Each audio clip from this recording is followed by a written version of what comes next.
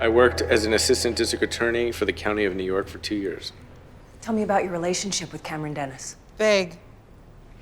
Did you and District Attorney Cameron Dennis work closely together? He was my boss. He supervised all my cases. And were you personally close? Subjective. A judge would allow it.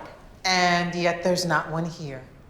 Do you really think by deposing him on the stand you're going to intimidate him? I think deposing him here will let him know what it will be like if this evidence is brought forward at trial. You're not getting to trial. If your client doesn't perjure himself right now, I won't have to. Were you and Cameron Dennis close? Personally? He was my mentor. It's a hard relationship to define. Moving on, counselor. All right. We don't have to talk about Mr. Dennis. Let's talk about you, Mr. Spector. In 2 years, you handled 18,362 cases, 36 cases a day. That's beyond impressive. Thank you. You took 147 to trial, winning them all. Don't go to trial if you're not going to win. Why'd you leave?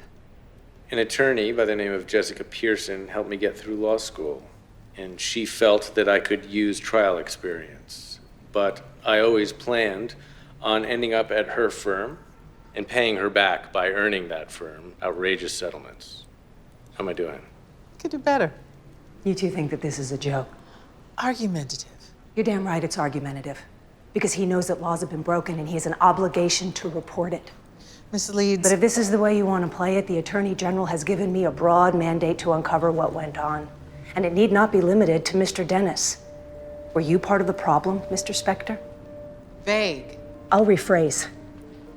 In your capacity as Assistant District Attorney in the County of New York, did you knowingly suppress evidence in violation of the ABA Rules of Conduct, the NDAA standards, and the New York State Bar Rule 8.4, Section C? My client would like to exercise his Fifth Amendment rights at this time.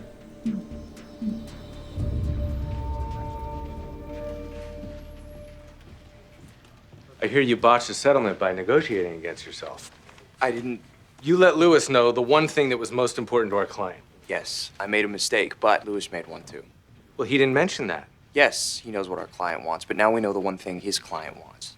She doesn't care about winning, Harvey. She just wants our client to lose. Okay, well, that's good.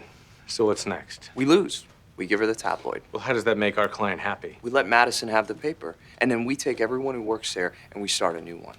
They all love Kelsey. Nothing but the truth is just a name. We let Madison have it. I've taught you a thing or two. Well, I see that you're up to speed. Well, as am I.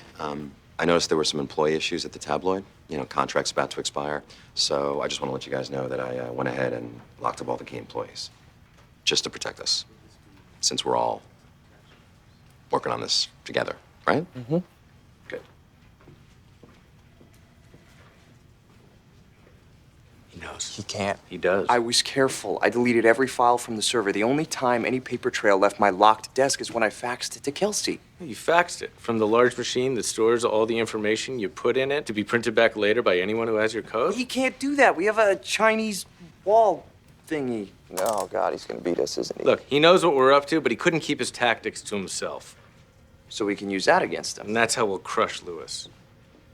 Refresher course, Harvey. You and Lewis aren't opponents on this one. You're working together. Like Captain and Tennille? If so, he's Tennille. Who? You need to come with me. Am I in trouble? Yeah, Harvey. You are.